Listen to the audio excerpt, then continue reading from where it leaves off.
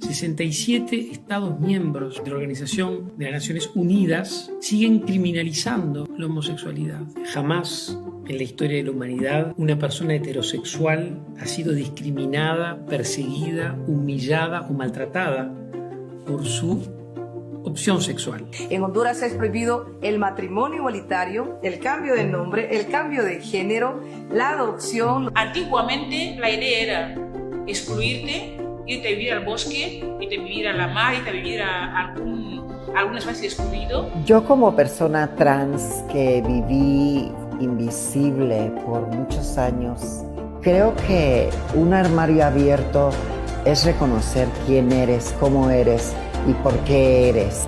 Esto quiere decir que se les piense, que se les quiera, que se les ame, que se les respete, no que se les incluya en ningún plan de ninguna institución, sino que se amplíen los derechos para las niñeces travestis y trans. Ese derecho a tener nuestra propia vida, a amar, a desear, a pensar en libertad. De todos los retos que tenemos, el mayor es sensibilizarte a ti. Comunidad LGBTQ más tú, accionemos juntos.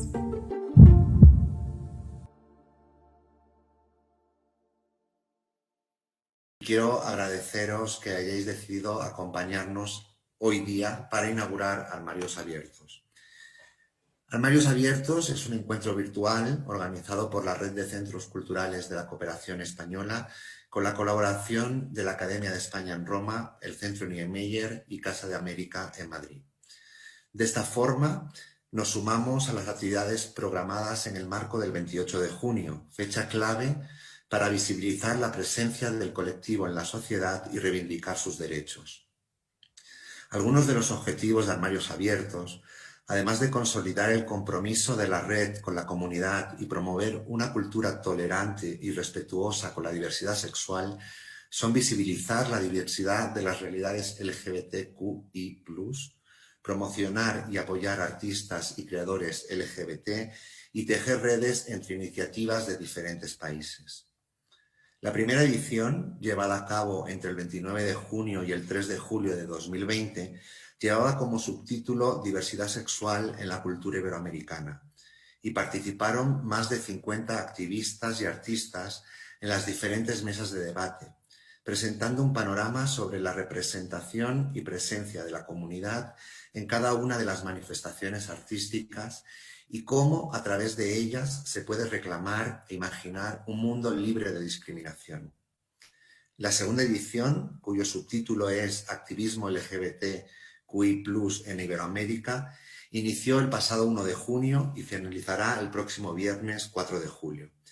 En esta ocasión nos pareció oportuno enfocarnos en 4 aspectos de especial relevancia: infancias LGBT, afrodescendencias e indigenismos LGBT, migrantes y refugiados LGBT y comunidad trans travesti. Voy a dar algunos datos que evidencian la necesidad y la urgencia de tratar estos temas. El acoso escolar por homofobia y transfobia es una de las formas de violencia más extendida en los centros educativos de Iberoamérica. En Bolivia, según el informe de la Red Iberoamericana de Educación LGBTI de 2016, el 70% de los casos de discriminación por orientación sexual e identidad de género en los colegios fue ejercido por parte del profesorado. Ser LGBT y afrodescendiente o indígena incrementa la discriminación y agrava la situación de vulnerabilidad. La organización colombiana Caribe Afirmativo señala que 62 de los 123 homicidios ocurridos entre 2007 y 2016 en la región Caribe contra personas LGBT ocurrieron en contextos afrodescendientes. Las personas LGBT se enfrentan a una grave discriminación, tanto legislativa como social, que no se limita a su país de origen, sino que continúan sufriéndolas durante su periplo a un país seguro, según ACNUR en su informe de 2017. Por último, a la comunidad trans travesti, que sufre numerosos casos de crímenes de odio, se les niega trabajo, vivienda o cuidado de la salud.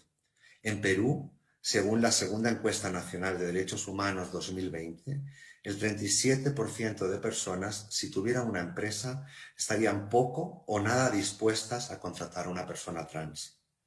Por estas razones, entre otras, desde inicios de mes hemos estado realizando entrevistas a activistas de diferentes países sobre los temas que nos ocupan y que se encuentran disponibles en las redes sociales de cada uno de los centros culturales de España.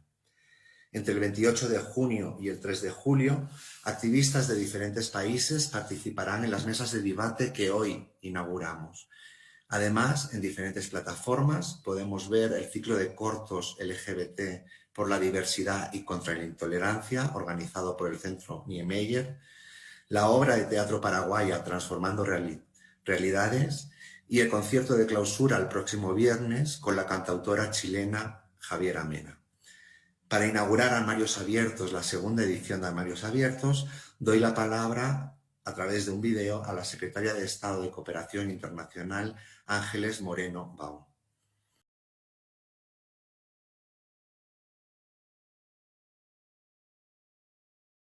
Desde la Agencia Española de Cooperación Internacional para el Desarrollo luchamos contra la pobreza e impulsamos el desarrollo humano sostenible. Concebimos el pleno ejercicio del desarrollo como un derecho fundamental y prestamos especial atención a elementos transversales como los derechos humanos y las libertades fundamentales, la perspectiva de género, la calidad medioambiental y el respeto a la diversidad cultural en consonancia con la Agenda 2030 para el Desarrollo Sostenible.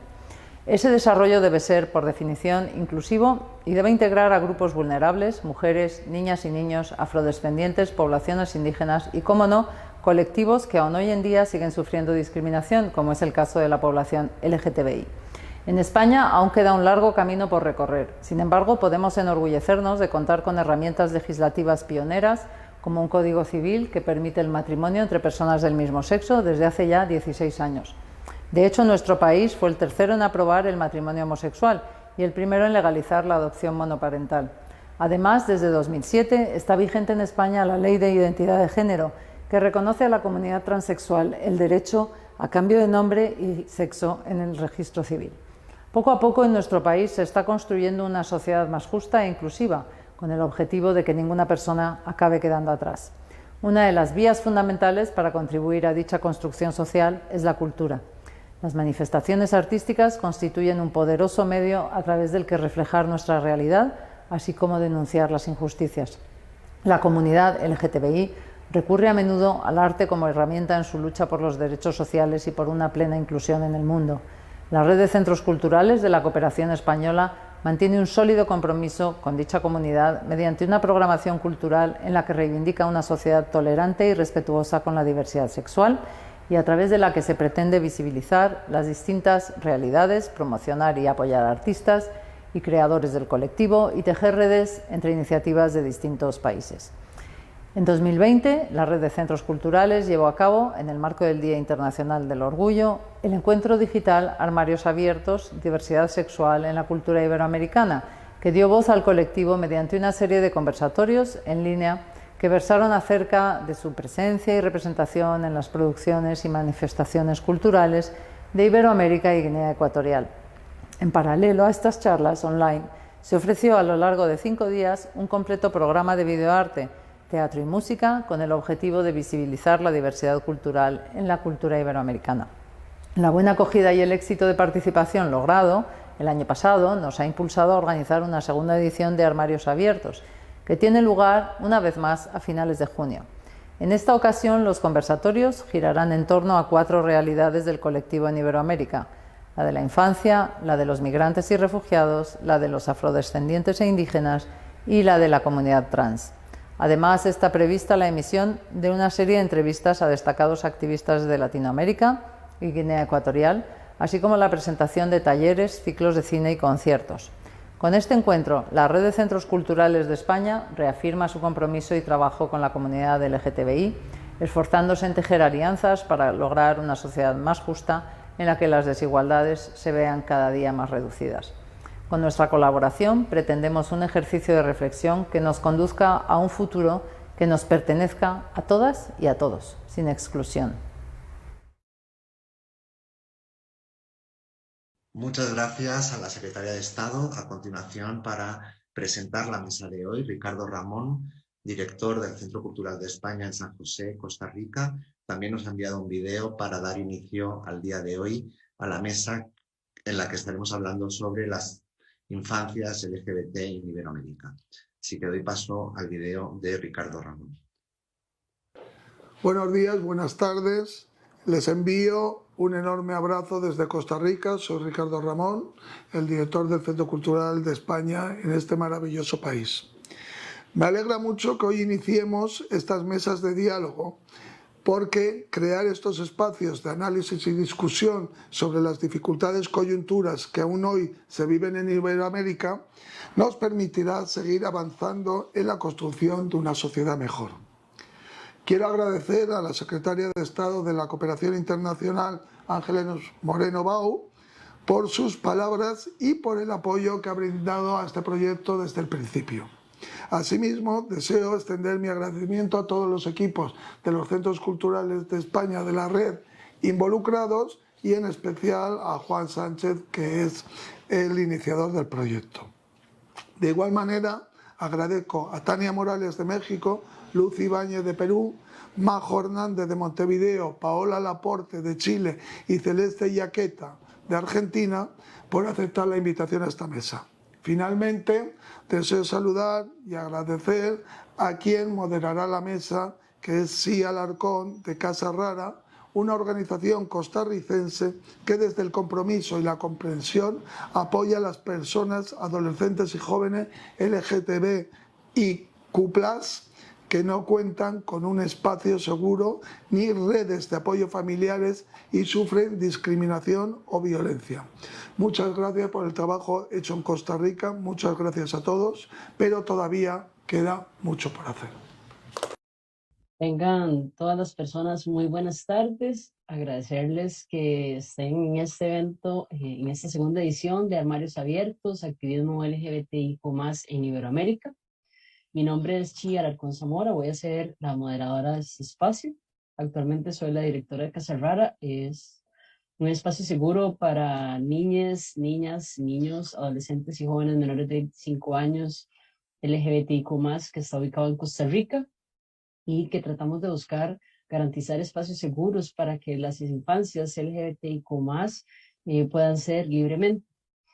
Durante muchos años el activismo LGBTIQ+ ha sido un movimiento muy adulto. Si bien es cierto, hemos hecho muchas resistencias y luchas y acciones, seguimos teniendo el reto de acompañar a las infancias LGBTIQ+, de poder garantizar sus derechos humanos y mejorar las condiciones de vida. El reto aún más grande que tenemos en este momento podría ser que sean personas que vivan libres de violencia. Y justamente hoy vamos a tener un conversatorio sobre las infancias LGBTIQ+ en Iberoamérica. Vamos a tener la participación de grandes personas, las intervenciones se realizarán durante 15 minutos y después de eso tendremos un espacio para el diálogo. Para iniciar, tenemos a Tania Morales, ella es abogada y historiadora del arte, fundó y dirigió la Asociación por las Infancias Transgénero, organización de la sociedad civil que se dedica a acompañar a niñas, niños, niñas y adolescentes trans, trazando estrategias de exigibilidad de los derechos humanos. Entonces, le damos la bienvenida a Tania y adelante. Pues yo quiero agradecer la invitación, saludos desde México. Pues sí, me gustaría platicarles un poquito de qué es lo que pasa en México y específicamente con la población que yo trabajo, que son niñas, niños, niñas y adolescentes trans. Bueno, en México, un poco como retomando la historia de las causas, de las luchas de las personas trans, quiero platicarles o compartirles que, bueno, así como muchos de los países de habla hispana en América, pues hubo poblaciones originarias que quizá tenían un poco aceptadas y un poco normalizadas, más bien, las vivencias del género que no eran precisamente binario. Es decir, en México tenemos a la cultura zapoteca y a la cultura rarámuri como dos culturas que que tienen, además del género mujer-hombre, tienen, por ejemplo, la cultura zapoteca tiene un tercer género que es el timuche, no es ni ella ni él, sino es un género, otro género. La cultura rarámuri tiene 4 géneros, por ejemplo, y así, bueno, podemos ver a lo largo del mundo culturas que tienen conciencia de que el género pues no es binario y no específicamente está determinado por una parte de nuestro cuerpo. En México, después de digamos que la occidentalización de la cultura, en las legislaciones mexicanas únicamente podíamos o consideramos 2 géneros, y el género es impuesto en el momento del nacimiento cuando se identifican los órganos sexuales visibles de las personas. Como sabemos, el género pues no depende de los órganos sexuales de las personas, los órganos sexuales visibles, e implica otras muchas cosas, pero en temas, digamos, de reconocimiento de identidades o reconocimiento de derechos, el primer avance, digamos, que importante en este tema fue en 2008. Fíjense, en 2008 se logró que en la Ciudad de México hubiera una vía para poder tener un acta de nacimiento, que es, así se le llamamos acá, nuestro documento principal de identidad, que pudiera reconocer la identidad de género de la persona. Este primer intento, que fue algo muy bueno, que fue logrado por la comunidad trans, travesti, transgénero, transexual, y aliades, por supuesto, con acompañamiento de algunas personas sensibles en la política, lo que implicó fue que se creara un juicio. Este juicio, en esa época aún no había una despatologización de la vivencia trans, y entonces pues este juicio lo que pasaba era por una serie de fases en la que había que demostrar que la persona tenía una identidad de género distinta a la impuesta, se pedían dictámenes psicológicos, psiquiátricos, pruebas, etc.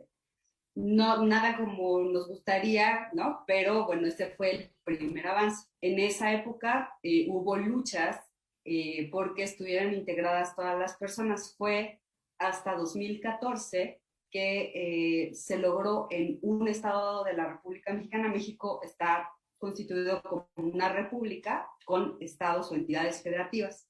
Entonces tenemos 32 estados en la federación, y uno de los estados, la Ciudad de México, fue quien tuvo este primer avance en el que, en lugar de conservar el juicio, lo que se optó fue por emitir una vía administrativa, es decir, un trámite administrativo del registro civil en el que la persona pudiera acudir, y lo que solicitaba es un reconocimiento de identidad de género sin necesidad de pruebas, sin necesidad de ningún tipo de hormonaciones, cero costo, etcétera, etcétera. Este fue otro avance muy importante. Sin embargo, las personas menores de 18 años quedaron fuera de este trámite, y únicamente un estado de la República Mexicana tiene un procedimiento para reconocer la identidad de género en personas menores de 18 años. Sin embargo, esto que sucedió, que fue el año pasado, fue algo muy importante porque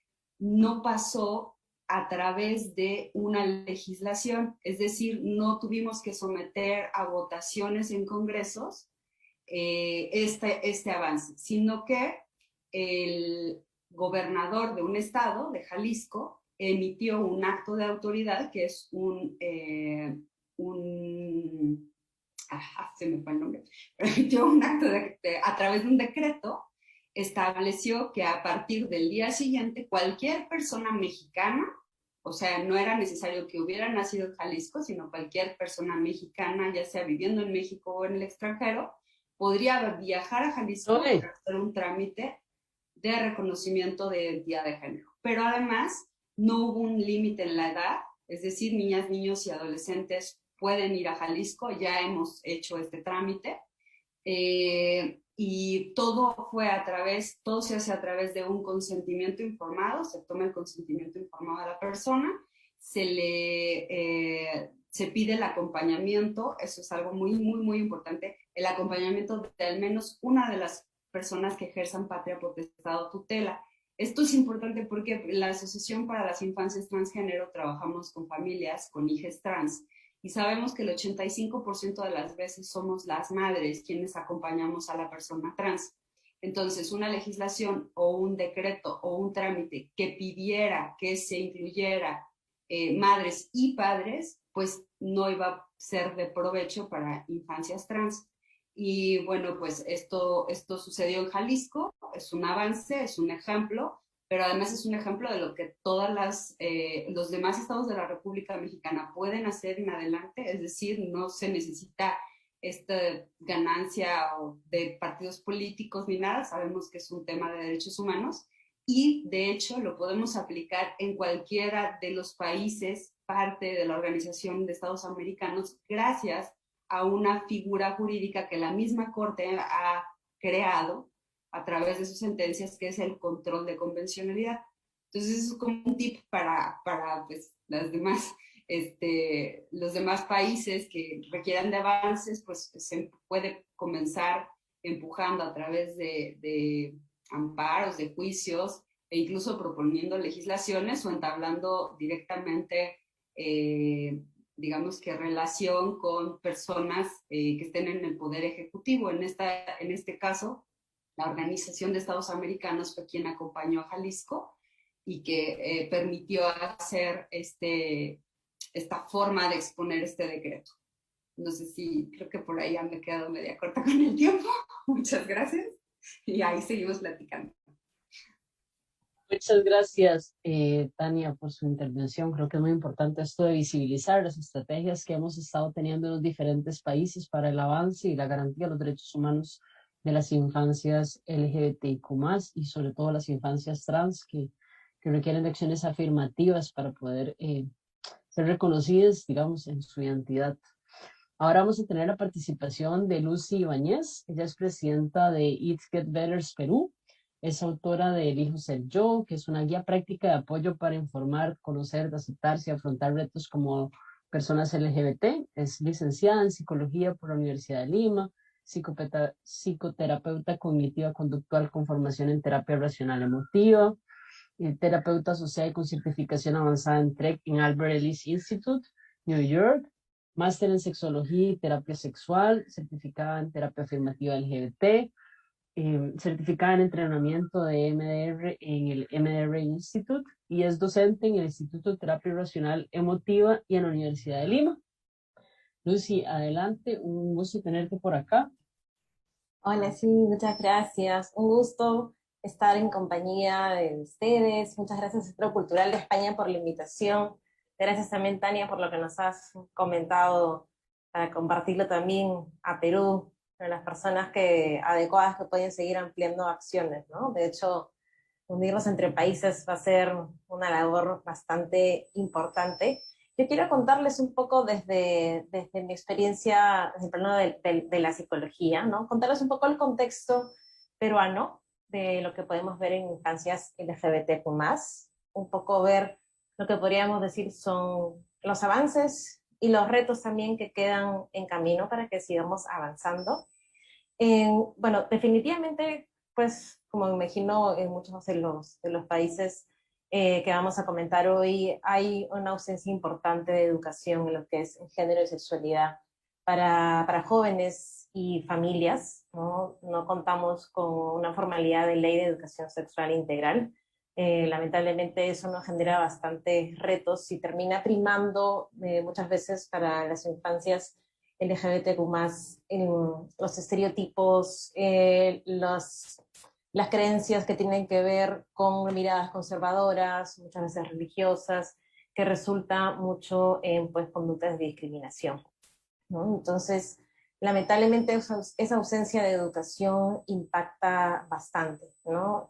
No solamente desde los jóvenes, sino también desde las familias, ¿no? Y lamentablemente ahí pues se nos hace complicado poder avanzar en lo que tiene que ver con retos del Estado, ¿no? Hay un activismo fuerte en contra del enfoque de género, ¿no? Lo cual puede generar bastantes limitaciones, a diferencia lamentablemente de otros países quizá pues hay estos retos, no contamos con una ley de identidad de género, de unión civil, ¿no? De educación sexual, hay ciertas limitaciones pues que han impedido ese avance. Definitivamente sé y probablemente compañeros que están involucrados en el aspecto legal, ¿no? Podrán comentar más a detalle y específico las acciones que se han realizado para avanzar en ello, pero actualmente, digamos, son retos que existen, que son reales y generan pues diferentes limitaciones, ¿no? Y enfocado a la salud mental, yo trabajo bastante con jóvenes de la comunidad y si bien, como comentaba, hay muchos retos de lo que tiene que ver de parte del Estado, sí puedo decir que hay avances en lo que tienen que ver con acciones de entidades privadas, ¿no? O ONGs, organizaciones sociales, agrupaciones juveniles, ¿no? Entonces hay interés de diferentes personas para no... Creo que siempre es bueno cuando hablamos de retos y acciones, ¿no? Justo hoy día que es el Día del Orgullo, no solo quedarnos con lo que no está, sino también quedarnos con lo que va avanzando, con lo que va mejorando, ¿no? Hay muchas acciones que faltan por hacer y no podemos negar eso, pero creo que es importante ver cómo las cosas pueden estar avanzando. Desde el hecho que estamos en un evento como hoy, ¿no? Ya es una señal de que hay cosas que están avanzando, ¿no? Entonces, en lo que tiene que ver con términos, por ejemplo, de salud mental, ¿no? Estos contextos que les comentaba respecto de educación, sociedad conservadora, ¿no? Retos, digamos, en lo que tiene que ver con leyes desiguales. Definitivamente esto impacta en que los contextos para jóvenes de la comunidad no favorezcan a su salud mental, ¿no? Más que nada en pandemia, ¿no? Definitivamente aquí en Perú hemos tenido bastantes momentos de cuarentena, ¿no? Y pues estar en un encierro con familiares que discriminan, ¿no? Es bastante complicado, y si bien ahora hay probablemente más oportunidades pues, para salir de casa, definitivamente para los más pequeños es la vacuna todavía va a llegar mucho más adelante aquí en Perú, entonces las limitaciones de contactar con tu comunidad o compartir otros espacios más inclusivos, más diversos, de manera presencial se ve bastante limitado, ¿no? Entonces, sí encontramos, y aquí hablo un poco, no solo de yo como terapeuta con mis pacientes, sino también en It Gets Better Perú, es una organización que apoyamos a jóvenes LGBT, tenemos un servicio de chat psicológico gratuito, dirigido a jóvenes de la comunidad, pues, y nos llegan diversos casos a nivel nacional, no solo Lima, que es la capital, sino ciudades lejanas también que pueden tener acceso a Internet. Y realmente la realidad para los más pequeños es bastante retadora, ¿no? Y como les comentaba, más ahora en pandemia. Entonces, creo que por lo menos acciones, ¿no? Si bien como comentaba, pues nos falta avanzar bastantes pasos en lo que tiene que ver con acciones del Estado, creo que algo que podemos reconocer que es importante que está avanzando es la visibilidad, ¿no? Veo ahora, ¿no?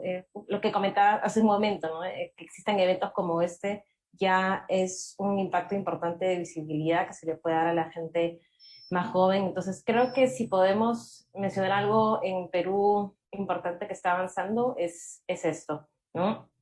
Hay más importancia en hablar sobre diversidad, ¿no? En hablar sobre infancias trans, en hablar, digamos, de jóvenes LGBTQ+ a nivel interseccional también, ¿no? Entonces, todos esos puntos creo que son bastante importantes de no olvidar, porque son cosas que están sucediendo también. Escuchar los testimonios, ¿no? Y experiencias e historias de personas que quieren comunicar su voz es un recurso bien importante, ¿no?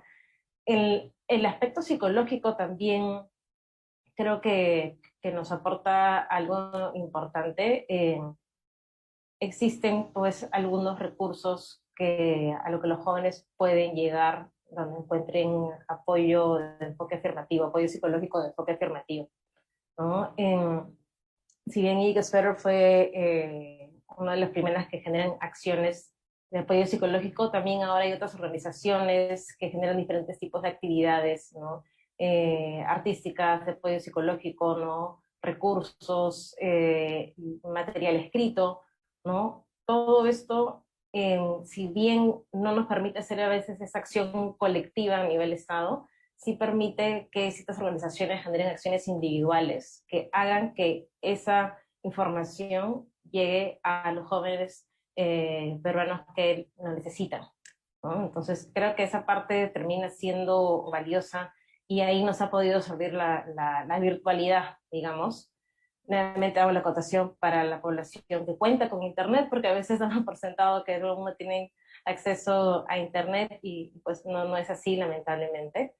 Pero creo que eso, la virtualidad nos permite hacer llegar la información de cómo lidiar con momentos de dificultad y discriminación, ¿no? De cómo encontrar dónde puedo buscar mi comunidad, ¿no? Cómo puedo encontrar herramientas para superar la situación que estoy viviendo, ¿no? Cómo puedo convivir con familiares que me pueden estar discriminando, ¿no? Entonces, desde ese contexto psicológico, creo que hay cosas que si bien se están haciendo, sí vale la pena poder verlo como un reto para seguirlo avanzando, ¿no? Pero conectando nuevamente con el tema de visibilidad, pues la visibilidad en historias, ¿no? En incidencia política, ¿no? En generar comunidad, creo que es algo bien bonito ver cómo en redes se han generado comunidades importantes y diversas de gente joven que busca, que se conecta, ¿no? Y que hace visible su voz también, ¿no? Y que busca comunicar y visibilizar sus derechos, ¿no? Creo que esa parte es bastante importante porque muchas veces no llegan quizás las voces hacia donde quisiéramos que llegue a nivel cambios estructurales, pero definitivamente, ¿no? Las escuchamos en los diferentes medios virtuales a través de organizaciones que buscan ese trabajo social, ¿no? Y la importancia de generarlo, ¿no? Entonces, si bien tenemos ese contexto retador, como les decía, sí creo que es importante ver los avances y no perder de vista los retos, que es importante que sigamos avanzando, ¿no? A mí me encantaría que desde Perú se repliquen algunas acciones positivas que vemos en otros países, ¿no? Hermanos de Latinoamérica, ¿no? Porque hay todavía muchas cosas para avanzar, ¿no? Tenemos justo en la actualidad un cambio pronto de presidentes, cambios políticos, hemos tenido varios cambios este año. Para Perú ha sido un año retador y difícil, y los nuevos caminos que se nos vienen a nivel gobierno han generado bastante una mirada no con mucho optimismo, digamos, de nuestra comunidad, ¿no? Porque no vemos que eso traiga luces muy positivas para la situación, ¿no? Pero yo veo que dentro de todo esto igual hay una acción individual bastante importante de esperanza y de mantener la voz de forma visible, ¿no? Entonces creo que esa parte es bastante importante, como no perderla de vista. ¿Escuchan sonido? No sé si me estaban pasando la voz. Sí, te escuchamos, te escuchamos. Ok, perdón, eché el micro. Sí, entonces, como les decía, ¿no? El tema que tiene que ver con avances y retos, creo que es una parte importante de señal de un deseo de acciones por espacios más inclusivos, ¿no? Ahora creo que es algo que se está generando cada vez más, el hecho de encontrar con eventos, ¿no? De organizaciones que se preocupan por la salud mental de los jóvenes, ¿no? Eso evidencia realmente ese interés en querer, digamos, generar más comunidad, ¿no? Para los más pequeños. Yo lo veo mucho por ejemplo, con mis pacientes más jóvenes, el nivel de aislamiento que puede haber justo ahora en pandemia, lamentablemente influencia presencia de dificultades a nivel psicológico, ¿no? Fomenta depresión, ¿no? Fomenta situaciones de repente de aislamiento, ¿no? Entonces todo eso va sumando, digamos, evidencia que es importante que trabajemos, ¿no? En avanzar estos puntos, ¿no? Desde el plano psicológico, ¿no? Desde el plano de leyes, que es tan importante, Y la parte de educación, que fue lo primero que mencioné justo al comenzar a hablar el día, ¿no? La parte de educación es fundamental, realmente trascendental para que podamos seguir avanzando en esto, y creo que es uno de los puntos más importantes que en nuestro país nos toca avanzar, ¿no? Definitivamente eso va a ser un punto importante. Muchísimas gracias por su atención, un gusto estar con ustedes hoy día. Muchas gracias, Lucy. Yo creo que el tema de cómo vivimos en el closet, o cómo nosotras, las personas LGBTIQ+, tenemos que lidiar con la vivencia del closet, y de repente tener la posibilidad de salir de nuestras casas era como la oportunidad de un respiro de ese closet, ¿verdad? El closet no necesariamente tiene que ser terrible, pero podría, digamos, ocupábamos espacios para salir, y que las personas LGBTIQ+, infantes, no puedan hacerlo en este momento, sin duda genera alguna presión, sobre todo si viven con familiares que no sean respetuosos de su orientación, identidad y expresión de género. Muchas gracias. Ahora vamos a pasar con Majo Hernández de Uruguay. Ella es educadora sexual, educadora popular y máster en programación neurolingüística. Es compositora e intérprete de música para niñas, además de tallerista de expresión musical y corporal. Trabaja desde 1990 con niñas y niños, centrando su trabajo en promover tiempos y espacios de juego, creatividad y expresión desde una perspectiva de género y diversidad.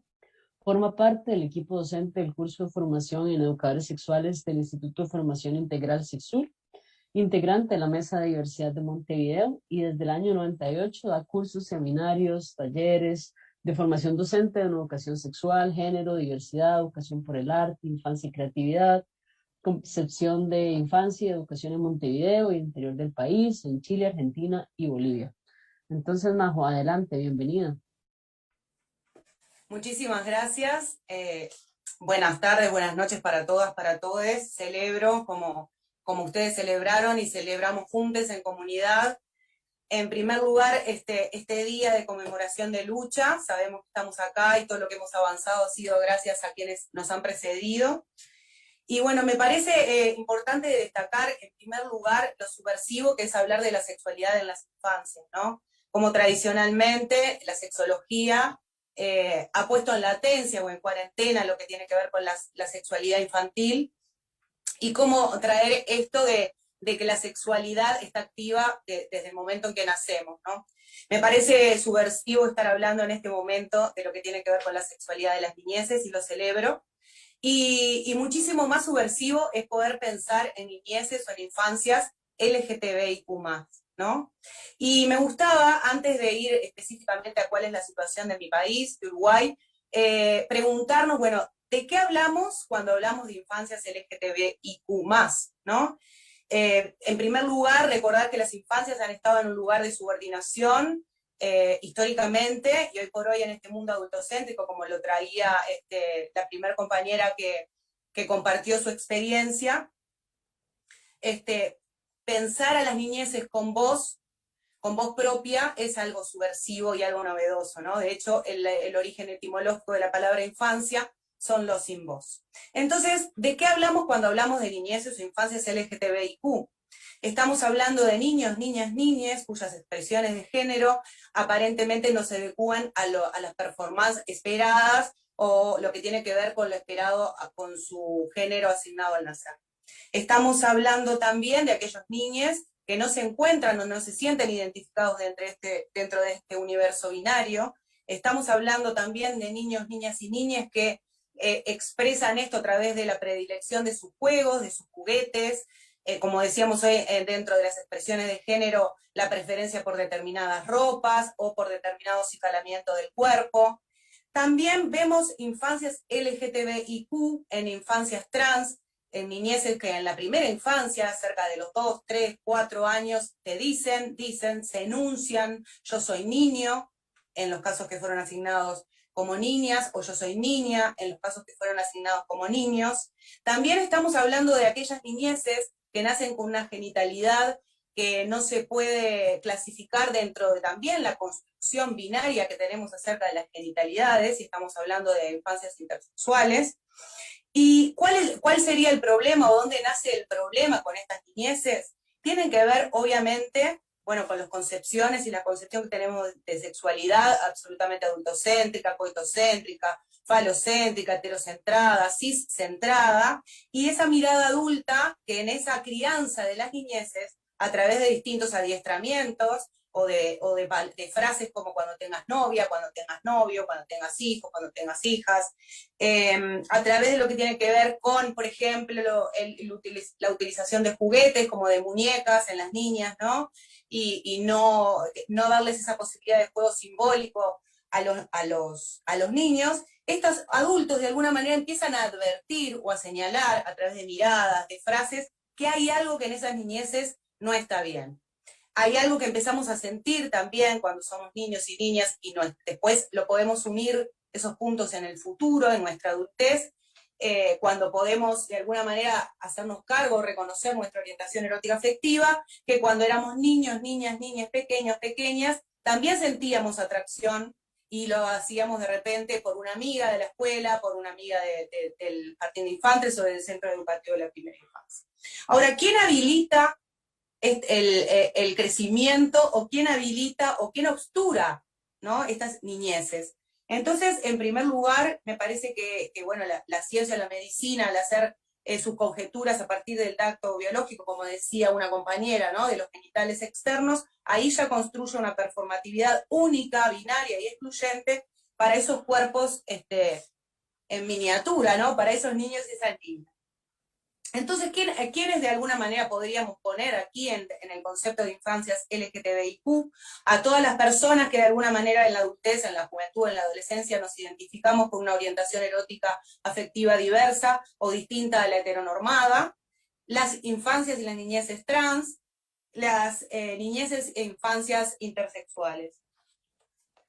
Eso me parecía que estaba bueno como para conceptualizar, para pensar un poco también y ponerle cuerpo y ponerle cara, ¿no? Porque sabemos que según también la respuesta de nuestro primer entorno, que puede ser nuestra familia, después será el centro educativo, será el centro de salud, sabemos que esas miradas de alguna manera marcantes nos hacen construir en la extranjería, en primer lugar de nuestra familia, después de lo que refiere a los centros educativos y las otras instituciones, muchas veces construirnos, crecer y vivir desde la marginalidad, desde la abyección, ¿no?, desde lo monstruoso, y por eso los closets que deberían desaparecer, ¿no?, porque sería como innecesario que ninguna persona fuera a esconder quién es o qué siente a un lugar donde aparentemente están los monstruos, o por lo menos acá en Uruguay hay una frase que dice que todos tenemos un muerto en el ropero.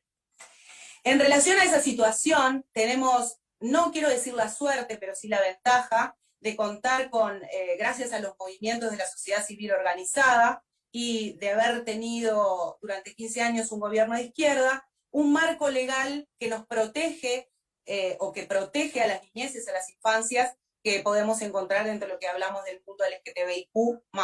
También obviamente que las personas adultas, pero sabemos que aquel ciudadano que fue pensado en su primer momento en la Declaración de Derechos Humanos no era un niño, ¿no? Era una persona adulta, una persona blanca, un varón rico, ¿no? Entonces, gracias a los movimientos de la organización de la sociedad civil, los feminismos, los movimientos de la diversidad, y un gobierno que escucha y legisla para todos, es que podemos contar con un marco jurídico que es muy beneficioso, yo qué sé, no sé si es muy beneficioso, pero bastante más justo que el que ustedes están compartiendo que viven en Latinoamérica. En relación a lo que tiene que ver con aquellas niñeces que podemos ubicar que se podría decir que sus expresiones de género se escapan a lo esperado, o podemos encontrar a personas adultas que se identifican con orientaciones eróticas afectivas homosexuales o bisexuales, que si rebobinan y van a sus niñeces, encuentran muy asertivamente esos momentos de discriminación en los centros educativos, en la familia, en el barrio. Entonces nosotros contamos con la ley 19.580, que es la ley de violencia hacia las mujeres basadas en género, cuyo artículo 6, el literal D, que tipifica los tipos de violencia, incluye como violencia de género a la violencia por prejuicios y a la orientación sexual, la identidad de género y la expresión de género. con este artículo, no solamente con este artículo, sino con o la ley de derechos sexuales y reproductivos, la de unión concubinaria, la de matrimonio igualitario, suman, ¿no?, al marco legal que podemos apelar desde la sociedad civil cuando ocurre una situación de discriminación, estigmatización o violencia hacia la población LGTBIQ, en especial con las niñeces. Quisiera aportar también en este sentido, para lo que está relacionado con las niñeces intersexuales. En nuestro país hay un gran silencio en relación a estas vivencias, no contamos con experiencias contemporáneas de familias que estén acompañando a niñeces intersexuales. Sí tenemos contacto con personas adultas que pueden contar lo que fue su niñez intersexual, intervenida por la medicina, por la ciencia, quirúrgicamente, y los efectos que ha tenido eso, no solamente en su configuración de subjetividad, sino también en su goce de la sexualidad y su erotismo. Y en esta misma ley de violencia de género nos encontramos con un artículo 22 en el literal J, que habla de protocolizar las intervenciones intersexuales, prohibiendo los procedimientos médicos innecesarios. Entonces ahí tenemos una protección muy fuerte para las niñeces intersexuales, en las que no podrán ser intervenidos quirúrgicamente ni decodificados por la ciencia y por las familias, sino que eso, en el caso de tomar una decisión de intervención en el cuerpo, va a ser cuando, digamos, en relación a una decisión voluntaria, teniendo en cuenta la autonomía progresiva de la niña, ¿no? Pero va a tener que ser grande y por decisión personal. Eso me parece que es sumamente importante, porque además de que es un tema invisibilizado, las consecuencias son gravísimas, y está buenísimo tener un marco jurídico, una ley que prohíba esa intervención. Pesquisando y preguntando a la comunidad científica y la comunidad médica, no podemos tener la seguridad 100% de que todavía no sucedan a escondidas este tipo de intervenciones, pero por lo menos dentro de la oficialidad, dentro de lo que tiene que ver con el sistema integrado de salud, estas cosas no pueden suceder. Cosa que me parece muy importante.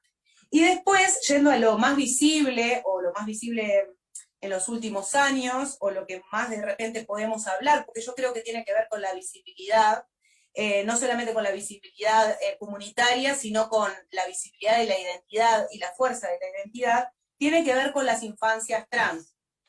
Por suerte, y no por suerte, sino gracias a todo lo que les dije, contamos con una ley integral trans, la ley 19.684, que fue aprobada en 2018, pero implementada en el 2019, que es una ley que trata en realidad, en primer lugar, sobre la visibilidad, exigiendo que se incluya la categoría de identidad de género en todo lo que tenga que ver con comunicados oficiales, y también en lo que tiene que ver con los llamados laborales, no poner solamente hombre y mujer, sino identidad de género, y que las personas puedan autoidentificarse. También es una ley que habla sobre la adecuación de nombre y o sexo registral o en el documento de identidad, como decían, acta de nacimiento, acá le decimos partida de nacimiento. También incluye la educación, becas de apoyo, trabajo, formación, cultura, vivienda y salud. En lo que refiere a las niñeces, esta ley, bueno, en realidad en relación al cambio de nombre o sexo registral, como planteaba como la compañera mexicana, que pasaba solamente en un estado al principio, esta ley lo que trae es que este cambio sea un trámite, sea algo administrativo y por voluntad de la persona.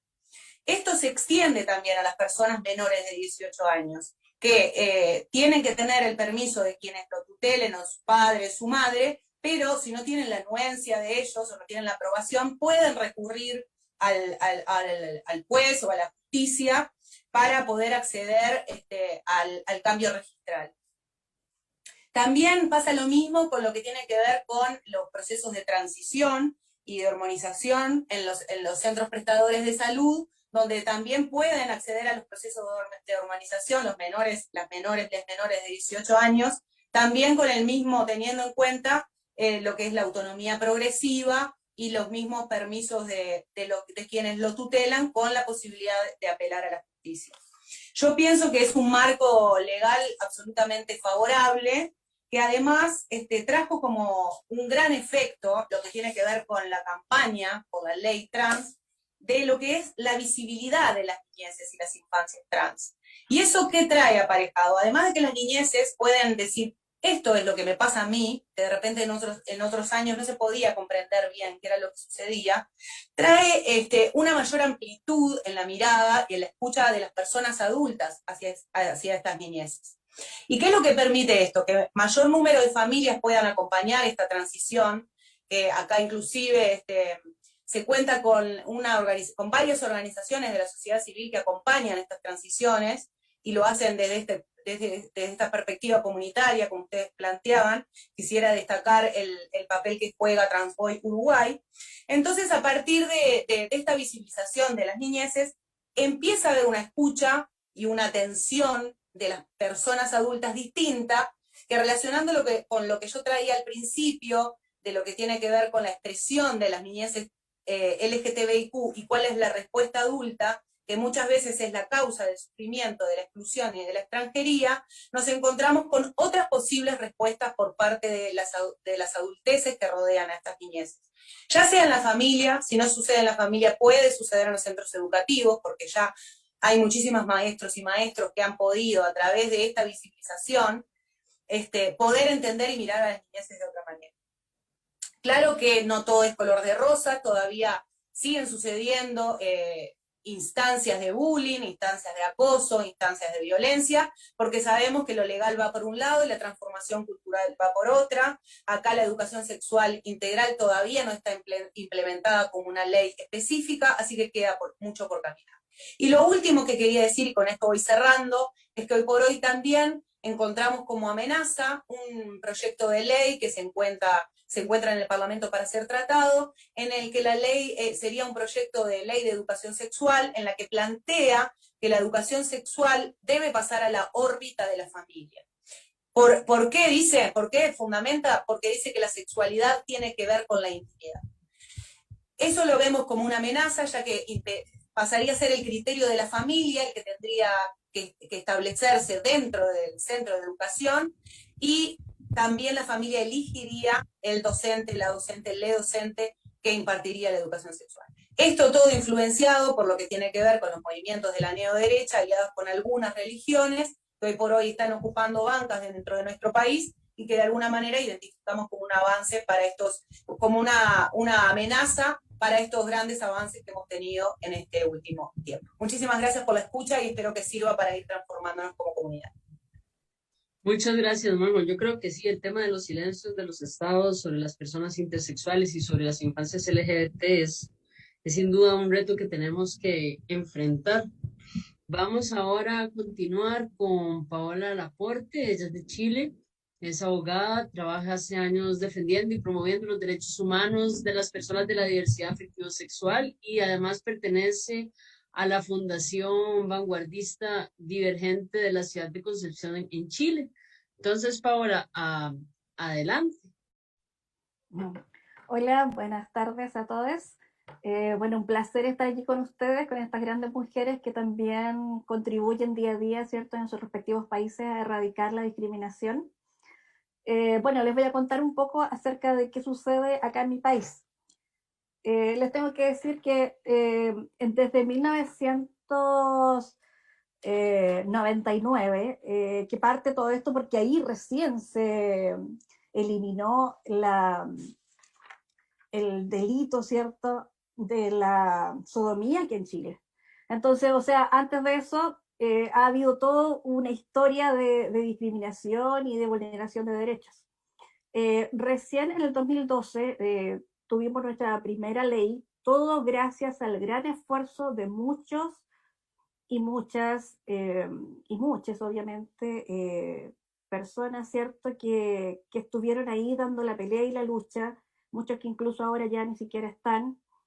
Y gracias al esfuerzo de las organizaciones de la diversidad, se pudo lograr esto, que en el 2012 fue la ley antidiscriminación.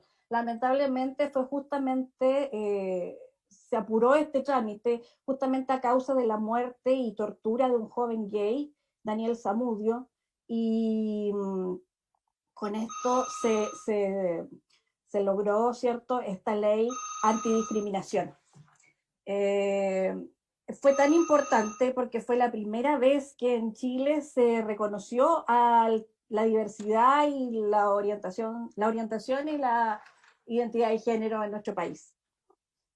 Con respecto específicamente a la niñez trans, se podría decir que aproximadamente, este es un tema súper nuevo acá, se podría decir que como desde el 2016, 2017, recién, justamente como la compañera Tania decía, gracias a toda esta declaración que hubo, ¿cierto?, que movilizó a todo el continente, se pudo visibilizar este tema de la infancia, porque antes estaba totalmente invisibilizado. Tenemos acá la ley de identidad de género que salió recientemente en el 2018, pero se entró en vigencia en el 2019 luego de la elaboración de 2 reglamentos. Lamentablemente, justamente después nos pilló la pandemia, porque esto entró en vigencia el 27 de diciembre de 2019 y nosotros ya nuestra primera cuarentena fue en marzo de 2020. Entonces, lamentablemente, esto quedó a medias. Esta ley de identidad de género favoreció mucho a las personas mayores de 18 que no tenían vínculo matrimonial vigente, porque ahora se puede ir a hacer el trámite directamente al registro civil como un trámite administrativo. Pero esta ley dividió a la infancia en 2 partes. Una que son los menores de 14 que no tienen ningún derecho y están totalmente invisibilizados acá en nuestro país. Y el otro grupo, que son los mayores de 14 y menores de 18, que tienen que ir a Tribunal de Familia a hacer este trámite. Pero justamente, como decía la compañera, ¿cierto?, con autorización de uno de los padres, y ahí vemos todo lo que tiene que ver con el tema del no reconocimiento, ¿cierto?, del principio de la autonomía progresiva. Porque justamente han habido algunas encuestas justamente que han visto este tema de personas trans, que el 68% de la discriminación se vive justamente en el hogar. Entonces, a veces, esta ley, esto es lo malo de algunos políticos que discuten cosas que a veces ni siquiera conocen, no conocen la realidad. Entonces, lo que sucede es que estas personas tienen que ir y postular a esto, ¿cierto?, en el tribunal, los mayores de 14 y menores de 18, pero ¿qué sucede? El problema está en qué sucede si ninguno de los 2 padres está de acuerdo. Entonces esto queda como en el aire.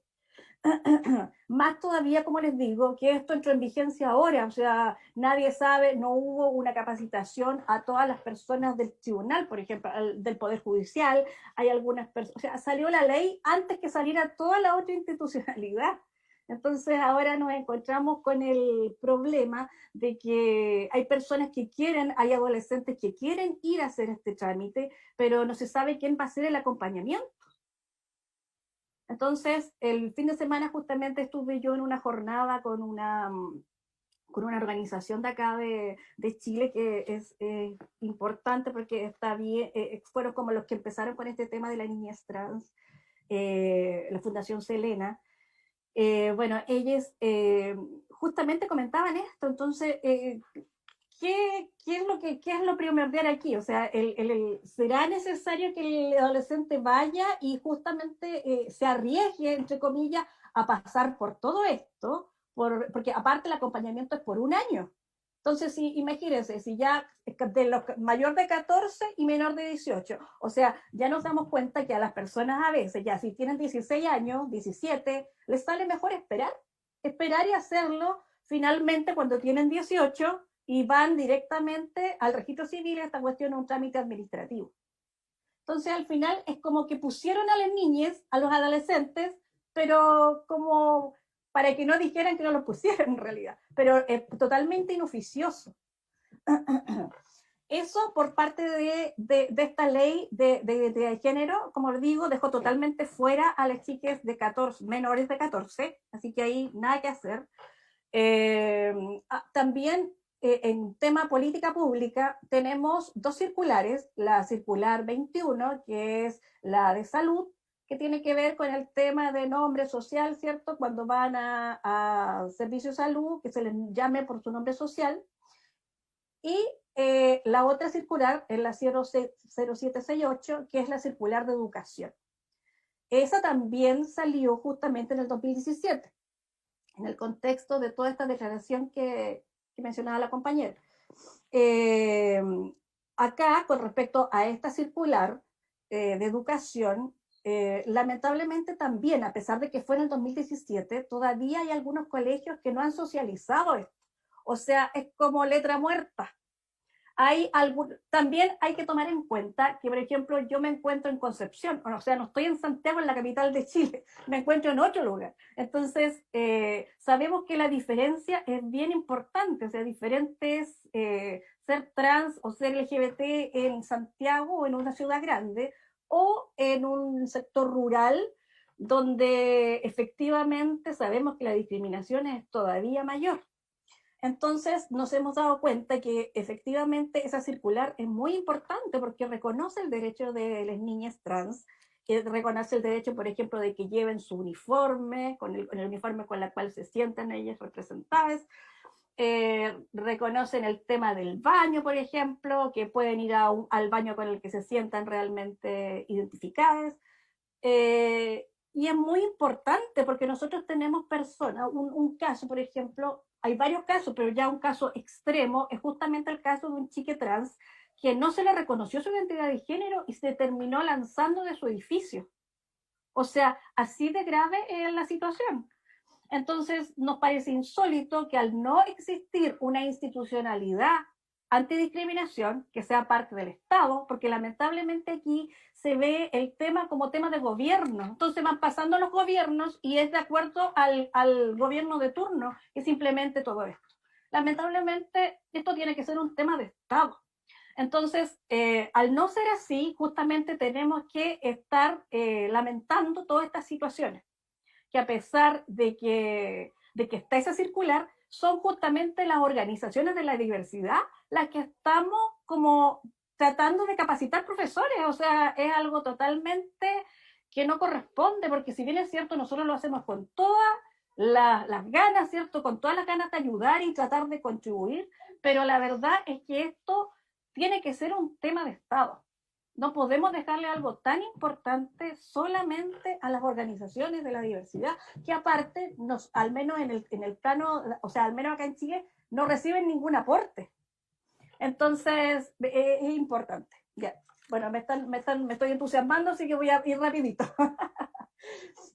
Bueno, por otro lado también tenemos el tema de los derechos filiativos.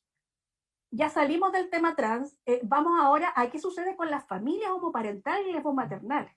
Acá en Chile no tienen opción, no hay ningún reconocimiento para esos hijos de esas parejas.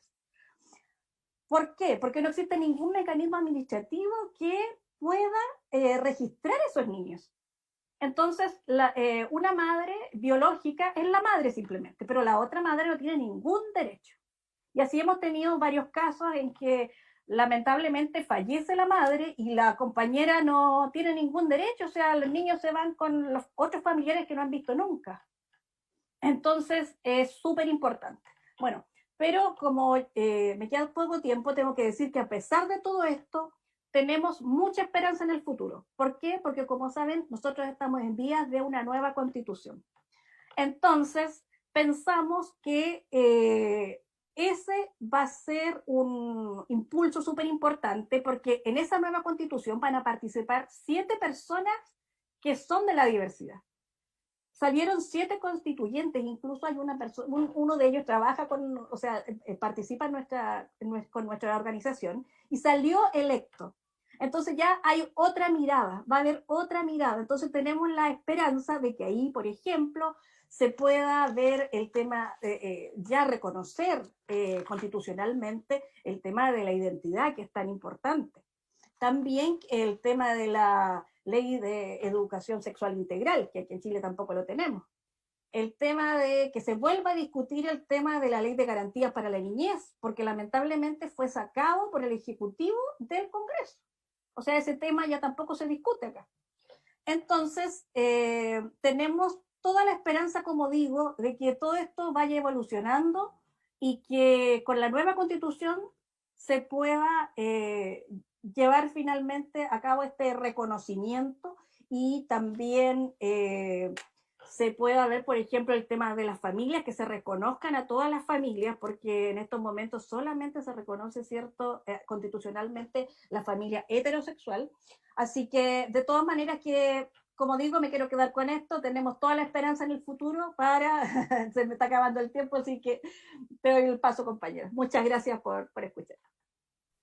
Muchas gracias, Paola. Definitivamente muy interesante. Creo que yo siempre me hago la pregunta como qué pasa en la noche entre que tengo 14 años o que las personas tienen 14 años y que cuando cumplen 15, como qué pasa a las 23:59, que parece que la gente va a tener otros derechos o otras condiciones. No sé quién lo visitará, si es un hada, no sé, o sea, no, algo debe pasar, o no sé qué piensa la gente que pasa esa noche, que parece que ya tengo derecho a la posibilidad de acceder como a otros derechos humanos o a otros reconocimientos, inclusive.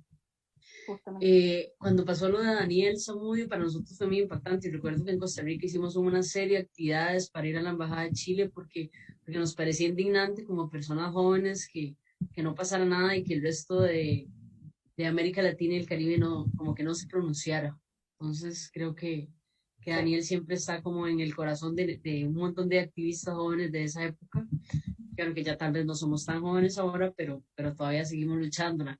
Ahora, ya para ir hacia la última persona, no por eso menos importante, estamos justos en el tiempo, todos hemos hablado un montón, no sé si me va a dar tiempo de hacer preguntas, tengo muchas cosas que decirles, así que voy a darle el pase a Celeste Yacheta. Ella es argentina, es psicóloga, es comunicadora y es referente de la comunidad trans argentina, así que adelante, Celeste, bienvenida. Bueno, muchas gracias, buenas tardes, buenas noches. Primero agradecer, como todo el resto de mis compañeras, al Centro Cultural España por este espacio.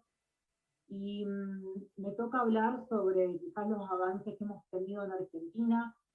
En particular fuimos, hoy cuando lo pensaba para charlarlo con ustedes, fui viendo avances de una manera escalonada, ¿no? Y me tengo que referir al 2005, viajar al 2005 si tengo que pensar o imaginar cómo llegamos al presente argentino. Hace poco estamos celebrando la ley de cupo laboral trans, y me tengo que ir al 2005, a la ley 26.061, que la quiero remarcar, que es la ley de protección de los derechos de niñas y adolescentes, que básicamente lo que ya hablaron mis compañeros anteriormente, cambia el paradigma de pensar a la niñez no como un objeto, sino como sujetos de derecho, con un interés progresivo, pero genera una figura muy interesante que es el abogado o la abogada o el abogado del niño y niña y adolescente. Esa figura va a ser central para pensar después infancias y adolescencias trans, quizás sin saberlo iba a tomar ese rol. Posterior a eso, en el 2006, creo que hay un hito a nivel internacional, que son los principios de Yogyakarta, que irremediablemente irrumpen en lo legislativo de cada uno de los países que estuvieron observando los derechos internacionales en carácter de derechos humanos y diversidad. Y acá en particular se crea una ley, que es la 26.150, que es la Ley de Educación Sexual Integral. Una ley que promueve particularmente una perspectiva de educación sexual en las escuelas, o sea que es responsabilidad del Estado, de la educación, instaurar una educación sexual en todos los ámbitos, desde el jardín de infantes hasta la finalización educativa. Acá se llama secundaria, no sé cómo se llamará en el resto de los países. Con muchas, digamos, ambivalencias, ¿no? Una educación sexual integral que vimos estaba centrada todavía en lo heteroreproductivo, que tenía una manera de pensar la sexualidad binaria, bueno, un montón de cosas que hasta el día de hoy venimos reclamando, la diversidad, que decimos, bueno, bárbaro, ¿qué enseñamos como educación sexual integral? ¿Seguimos reproduciendo o apostando o reforzando un modelo heteropatriarcal y binario? ¿O podemos interpretar una educación sexual integral con una perspectiva de género donde las niñeces se puedan expresar acorde a su realidad, ¿no? Porque ya lo sabemos, la realidad del cuentito de la nena y el nene y la familia Ingalls con el perrito no es la realidad cotidiana, está muy alejada de eso y por suerte. Este es el contexto más o menos interesante. Lo que sucede en Argentina, lo que decía el abogado del niño, es que en el 2012 se aprueba la ley de identidad de género, una ley que nos permitió tanto a mí como a otras personas trans pensar la continuidad de la vida. O sea, antes de una ley de identidad de género, yo me acuerdo he compartido con muchas compañeras de Latinoamérica y nuestro reclamo principal era queremos vivir. Ese era el reclamo, y ese es el reclamo de las personas trans, no adultas o niñas o adolescentes. Es queremos vivir, que el Estado no nos mate, que la gente no nos mate, tener regulaciones que nos permitan la continuidad de la vida. Una vez que se consiguió, la ley de identidad de género permitió eso, tener un marco legal, esto que está muy lindo escrito en la legalidad, a mí me gusta traducirlo acá, ¿no? En lo cotidiano, en el tangible, en mis compañeras muertas o desaparecidas o las que pudimos continuar con vida, ¿no? Y lo que permitió la ley fue eso, y pensar qué más tenemos que refinar. Esa ley, la ley de identidad de género, también incluye a las infancias. Un artículo en particular que habla de aquellos menores de 18 años, que pueden acceder al cambio registral de manera administrativa siempre y cuando sus padres o progenitores estén de acuerdo. Si no estuviesen de acuerdo, el menor tiene que acudir al abogado del niño, niña y adolescente que va a representarlo, ahí sí de una manera judicial, a través de esta otra ley, ¿no? La ley de protección de los derechos de niñas, niñas y adolescentes, para poder determinar el cambio registral. Esto fue de avanzada y hasta el día de hoy lo venimos peleando en distintos organismos. No es lo mismo Argentina, Buenos Aires, que el resto de las provincias. Yo en mi caso vivo en Córdoba, que es una provincia central mediterránea de Argentina, y es una provincia muy conservadora. De hecho, nos jactamos de tener cada 2 cuadras una iglesia. Entonces tenemos una perspectiva sumamente conservadora, donde realmente costó muchísimo la implementación de estas leyes que promueven los derechos humanos, y me gustaría remarcar que todas estas leyes avanzaron durante el gobierno, un gobierno como el que tenemos actualmente, que no me parece poca cosa remarcarlo. Digo, no hay que reconocer gobiernos que se han hecho cargo de la ampliación de derechos y gobiernos que han apostado a una ultraderecha y que al contrario hubo una tendencia reduccionista de derechos, ¿sí? Y por último, antes de leerles un cuento, remarcar también que hay un movimiento, aquí también, por ejemplo, de antiderechos, como el de Con mis hijos no te metas, que han hecho campañas muy fuertes hablando de ideología de género, acusando a las personas trans y a las infancias trans de implementar ideología de género en las escuelas o de querer obligarlos a pensar igual que pensamos nosotras o nosotros, cuando eso en realidad no es así, no hace falta remarcarlo. Lo único que estamos hablando acá es que se garanticen los derechos de la identidad hacia menores y también hacia personas adultas, que, bueno, evidentemente estos grupos no los pueden reconocer. Y antes de olvidarme, también en el 2005, junto con la doctora Laura Cantore, de la Fundación Una Puerta, a la cual pertenezco, se hizo un estudio que fue su postdoctorado, que se llama Personas intersexuales iguales ante la ley, porque hasta ese entonces, hasta el 2006 aproximadamente, El nacimiento de una persona intersex, al igual que en infancias, al igual que sucedía con las personas trans, aquí en Argentina nacían bajo un código que era emergencia social y familiar. O sea, vos no tenías ni un niño, ni una niña, ni un niño, sino una emergencia social y familiar con todo lo simbólico que eso implica, ¿no? Nacer bajo ese título. ¿Qué sucedía? Tanto el profesional como los padres decidían, de alguna manera, la sexualidad o el género que le iban a asignar a ese menor de una manera quirúrgica, una manera después hormonal, y etcétera, etcétera, ¿no? Esto por suerte pudo ser modificado. Hoy se espera a que el niño manifieste su género, que preguntarle cuál es el género al cual quiera ser asignado, y finalmente eso me parece como un logro gigante para poder acompañar los derechos de los niños. Yo les traje un cuento, por esto de que no soy muy buena hablando, soy más buena escribiendo, creo, no sé, me lo dirán ustedes, y que tiene que ver con algo que hablaba recién el director del Centro Cultural Lima, si no me equivoco, de España Lima, que tiene que ver con una problemática que estuve escuchando que se repite en todos los países, que es la escuela. La escuela como institución, la escuela como institución cristalizada en el siglo XIX, la escuela como perpetuadora de un estándar de persona, y la escuela también como un sistema represivo, ¿no? Como una idea de quiénes son los humanos que queremos y sirven y quiénes no. ¿Y qué pasa con esos que no? Y cómo los repulsan los mecanismos de la escuela, y qué enfrentan los niños, niñas y adolescentes que a través de la Fundación La Puerta nos estamos instaurando bajo el término abuso infantil, ¿no? Y eso es importante remarcar. Cuando una institución como la educativa, en este caso las escuelas públicas, hacen omisión de los derechos de los niños y los violentan, estamos hablando de abuso infantil, y hay que ponerle ese título para poder entender dónde estamos parados. Bueno, no hablo más y les voy a leer el cuento, si vamos bien con el tiempo, ¿sí? Vamos bien con el tiempo.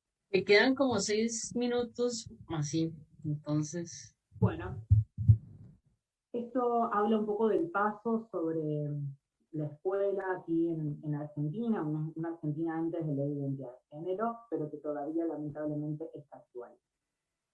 Tenía 13 años cuando la profesora de biología se me acercó a mí con total dramatismo. ¿Qué tiene puesto? Escupió sin dejar de mirarme fijo. Esto no puede ser, en su casa podrá hacer lo que quiera, pero acá está en una escuela, no en un conventillo. Terminaba la frase como aire y prosiguió. ¿A usted le parece llevar eso? Y me señalaba el rostro, como si me hubiese encontrado infragante en alguna especie de delito que ni ella podía identificar con claridad, pero que sin lugar a dudas estaba dispuesta a corregir. Acompáñeme, Giacheta. Siempre me llamaba por el apellido, marcando la distancia y la diferencia con el resto de mis compañeros, ellos que no necesitaban ser normalizados.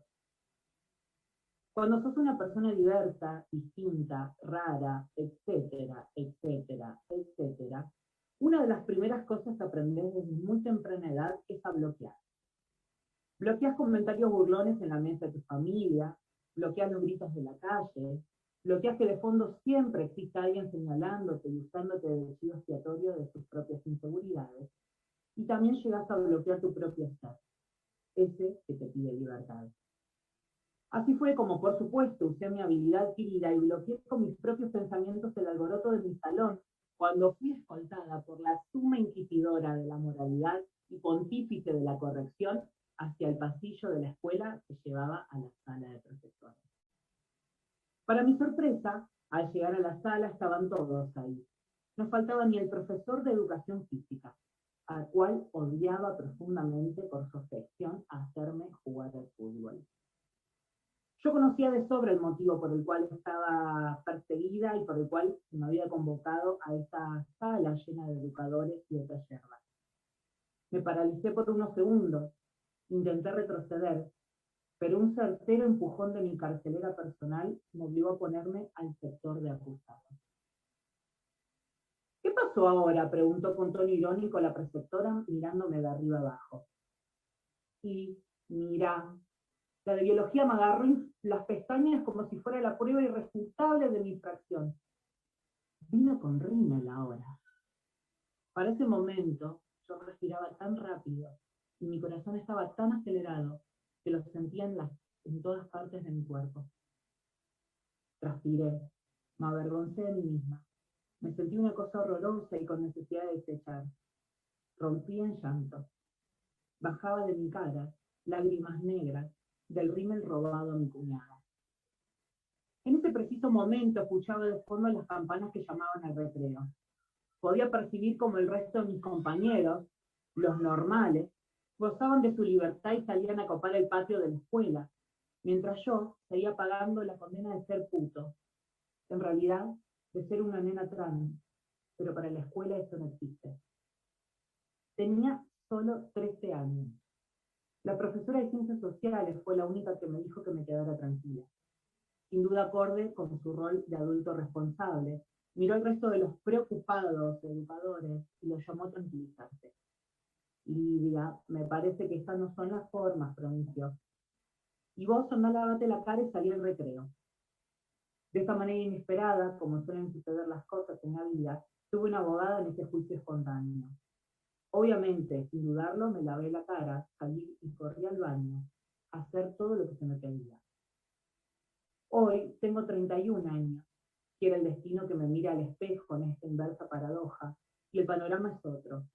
Recuerdo esa escuela que prefería mirar al costado, esos docentes que me obligaban a cumplir su mandato sin que mi voz importara, y me agradezco por haber sido tan fuerte, tan auténtica, en un sistema que te exige lo prefabricado, y haber aprendido a nunca más dejar que nadie me diga cómo puedo o debo ser. Este es un cuento dedicado, obviamente, a la experiencia por el paso del sistema educativo, una realidad que lamentablemente venimos denunciando y remarcando aún hoy, esto es de 2010, 2011, y aún hoy, 2021, son prácticas que todavía seguimos teniendo en la actualidad, a pesar de los marcos legales ya mencionados. Muchas gracias, Celeste. Creo que es muy bonito. Creo que nos gustó a varias acá, por no decir a todas. Estamos un poquito cortas con el tiempo. No sé si hay alguna que dice, yo no me puedo ir de este foro si no pregunto esto. Entonces, habilitar el espacio, chicas, por si alguna quiere hacer alguna pregunta o algún comentario para ir terminando.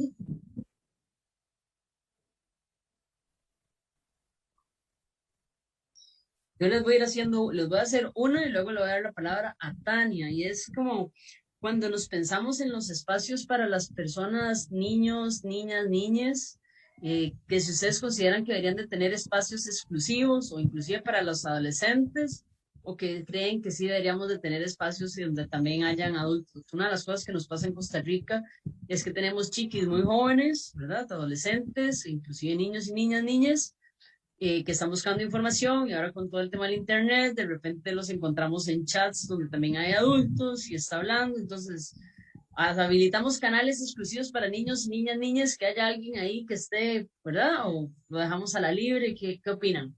Le voy a dar la palabra a Tania para que también hagas, si quiere responder, y también haga su pregunta, y luego ahí vamos, si van levantando la mano. ¿Está bien? Adelante, Tania. Gracias. Pues yo creo que es importante que haya espacios para niñas, niños, niñes, sus pares, digamos, y que por otro lado haya espacios para adolescencias, y que por otro lado haya espacio para familias que incluyan, no sé, las familias se constituyen de diferentes formas, ¿no? Y algo que me parece sumamente importante, yo he visto que funciona muy bien y que genera esta sensación de comunidad, es el espacio intergeneracional en personas trans. Me parece que es fundamental. Yo creo que las personas trans se pueden transmitir saberes desde cualquier edad, ¿no? O sea, he visto personas de 60 hablar con niños de 5 o 6 años. Es hermoso lo que sucede en ese momento, la magia que ocurre. Y también algo que es bien importante acá en México, lo que hemos tratado de hacer es que las familias nos consideremos parte de la comunidad trans. O sea, somos familias trans. Y entonces escuchar los conocimientos de las personas trans de cualquier edad es muy importante. Y me parece que en algún momento como generar estos espacios en donde toda la gente conviva es muy lindo, pero que cada quien tenga sus espacios para que tenga la libertad de expresarse es fundamental. ¿Querías hacer alguna pregunta? Pues ya escuché a mis compañeras aquí en el foro y les quiero hacer todas las preguntas, pero se me hace que más bien les voy a escribir a cada una porque ahora tengo ideas y dudas. Muchas gracias a todas por sus aportaciones. Gracias. Ok, muchas gracias. Lucy. Gracias, Shin.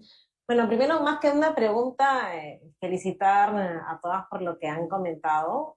Me encanta ver con tanta emoción, como decía Paola, a cada una hablando, ¿no? Compartir las experiencias, compartir historias, ¿no? Pensaba también ahora en lo último que comentaba Tania, en lo que preguntaste tú, Shi, respecto a los espacios, ¿no? Y pensaba un poco en la importancia de espacios específicos, pero a la vez espacios diversos, ¿no? Sé que me dirijo a ambos, pero creo que cada uno tiene ese tipo de beneficio, ¿no? Por ejemplo, cuando reunimos en talleres en Perú y hacemos talleres para ciertas edades jóvenes, ¿no? De tal edad a tal edad, las experiencias son de un tipo. Si son un poco mayores, las experiencias son de otro tipo, los retos son otros, ¿no? Entonces, la posibilidad de compartir experiencias y resolver dudas es genial. Y hay otro tipo de espacio que le podríamos llamar como un espacio de generador de esperanza, ¿no? Que es cuando alguien mayor, ¿no? Habla con alguien más joven, ¿no? Y puede contar los retos que ha experimentado y cómo los ha superado, ¿no? Creo que eso da una visión de optimismo bastante bonita, ¿no?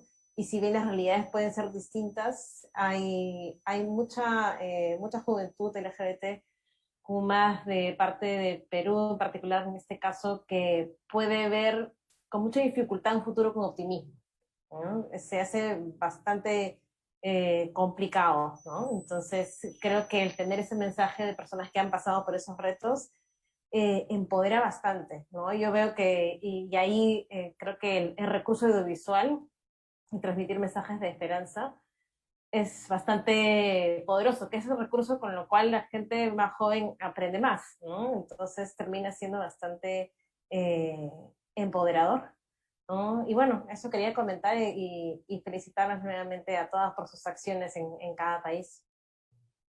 Muchas gracias, Lucy. No sé si alguna de las otras tres compañeras quisiera agregar algo más. Sí, yo. A ver, adelante, Paola. Bueno, me uno a las palabras de Lucy igual.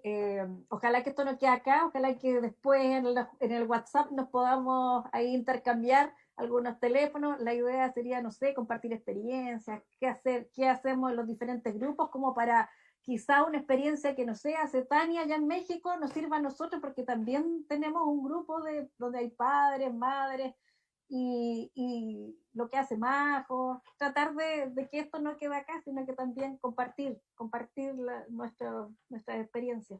Sería importante, yo creo. Oye, y con respecto a lo que también decía Lucy, de eso de que es importante a veces para todo es en realidad compartir, por ejemplo, las vivencias. Nosotros nos estamos juntando todos los sábados a las 7 con nuestro grupo ahora en pandemia, porque hemos tenido harta cuarentena. Entonces hemos resguardado ese espacio los sábados a las 7 de la tarde y nos juntamos de 7 a 8, pero es un espacio y llega mucha gente, como que toda la gente está como esperando contar sus vivencias y justo como lo que decía Lucy, que a veces también chicas trans que están empezando recién la transición quieren conocer a través de nosotros a otras personas más adultas que hayan pasado por lo mismo, como para justamente tener algún tipo de referente. Cuando no se conoce a nadie, cuando está solo en la casa, quizá es más difícil que cuando se comparten este tipo de experiencias. Muchas gracias, Paola. Sí, sin duda. En Casalvara siempre traemos el concepto de somos familia y que al final ocupamos apoyarnos entre todos, ¿verdad? Para poder tener acceso a la información y poder como también mejorar las experiencias que hemos tenido. No sé si alguna más quisiera decir algo y si no, entonces, Majo, adelante. Bien cortito, sumarme a lo que compartieron las compañeras, de que me parece que los espacios intergeneracionales son muy enriquecedores y que también está bueno que haya grupo de pares porque, como decían, las experiencias son bien distintas. Quería agregar en este sentido una experiencia que me parece que está buena, que también es darle la palabra, o darle no, o retornarle la palabra a las niñeces en general y a las adolescencias en general en relación a estas temáticas. Poner estos diálogos en voces de los niños y de las niñas, a ver qué tienen para decir. Eso me parece que es una experiencia súper enriquecedora. Yo he podido trabajar en algunos talleres de género y diversidad con preadolescentes y niños pequeños a través del arte y poder escuchar a ver qué piensan, ¿no? Qué sienten, y nos vamos a encontrar con otra respuesta que no es la adulta. Entonces me parece eso, ¿no? Más allá del trabajo entre pares, entre niñas y que se reconozcan trans o que de alguna manera disientan con la norma, me parece buenísimo abrir ese diálogo entre las infancias y las niñeces, me parece que es sumamente enriquecedor. Y para terminar, quería recomendarles la película Vivir como un guerrero, que es una producción de TVU, Transboy Uruguay, hecha por les adolescentes, en el que me parece que es una forma de activismo que está buenísima, y después sumar esto a una anécdota, una experiencia de vida de un varón trans de más de 40 años, que pudo darse cuenta que era un varón trans una vez que vio a un varón trans. ¿Qué quiero decir con esto? Que hasta que no había visto en su vida que existía, que era posible esa existencia, no sabía qué era lo que pasaba. Hasta que no ve en Gran Hermano, no sé si ustedes conocen lo que es el programa de Gran Hermano argentino, un varón trans, y lo ve y dice, esto es lo que me pasó a mí toda la vida. Entonces me parece que los modelos y los referentes adultos, adultas, adultes, muchas veces son muy importantes para las niñeces, para poder saber lo que les pasa, además de que acompañarlos en esto de aventurarse a ser quienes realmente somos. Muchísimas gracias a todas, a todes y a Centro Cultural España por la invitación y por generar estos espacios. Bueno, le agradezco a todas las personas que han estado siguiendo esta transmisión, a las compañeras que nos acompañaron compartiendo sus saberes. Creo que el intercambio fue muy rico. Creo que igual vamos a tener seguramente como muchas más preguntas. Quiero agradecer al Centro Cultural España por haberme invitado a moderar esta mesa con estos mujerones. Así que les invito a que sigan viendo las actividades y muchas gracias por el espacio. Que tengan buena tarde y buena noche.